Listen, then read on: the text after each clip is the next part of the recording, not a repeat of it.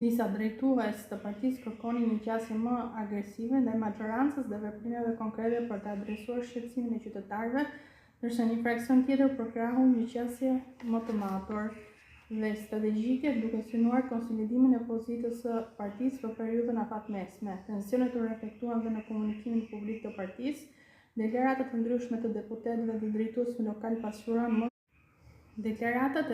deputetëve dhe drejtuesve lokal pasqyruan mosmarrëveshjet e brendshme mbi prioritetet politike dhe taktikat opozitare. Kjo situatë nxiti diskutime të gjerë në media dhe debate midis analistëve politikanëve mbi aftësinë e Partisë Demokratike duke ruajtur unitetin dhe për të prezantuar një alternativë të besueshme për qytetarët.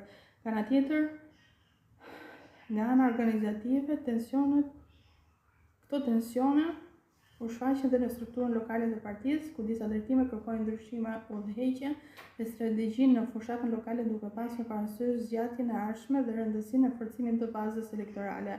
Konfliktet e brendshme krijuan sfida për koordinimin e aktivitetit politik dhe për qëndrimin mbi prioritetet kryesore të opozitës. Në këtë mënyrë, tensionet opozitare gjatë javës së parë të tetorit 2025 pasqyron një moment kritik për stabilitetin e saj politik dhe aftësinë për të reaguar në mënyrë koherente ndaj ngjarjeve dhe politike dhe institucionale në vend.